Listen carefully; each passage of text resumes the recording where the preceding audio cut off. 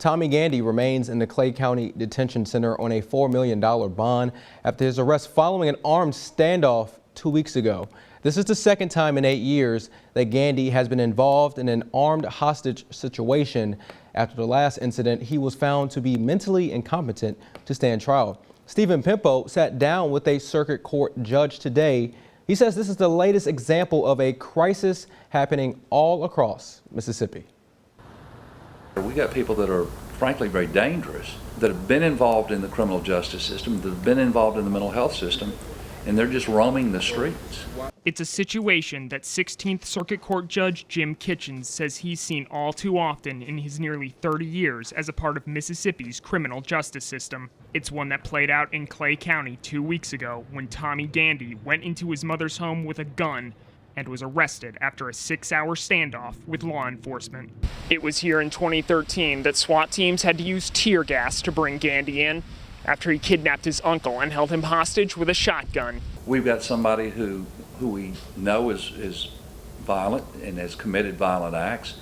We know that the state hospital at Whitfield has indicated that they can't be tried, and we have no good place to place them. Judge Kitchens says the Mississippi State Hospital only has 12 staffed beds at the moment, and jails are not equipped for long-term stays, as illustrated by an arraignment he remembers from a few years back. It was an ordeal. They would have to put 10 people in there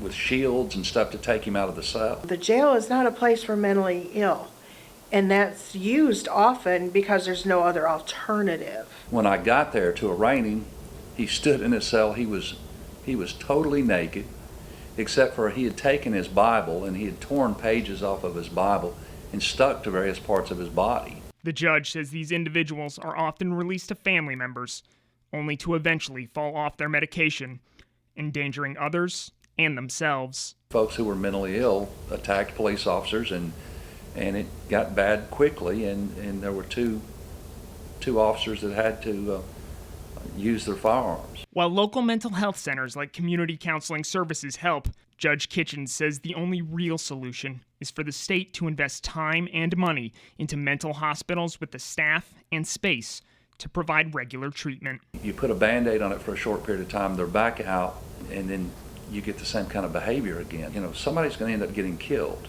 It's happened. We've seen it. In Columbus, Stephen Pimpo, WCBI News. Now, to put the state hospital's 12 staff beds in perspective, Judge Kitchens says there are times when the Golden Triangle criminal docket alone has probably 12 or 13 people needing those services.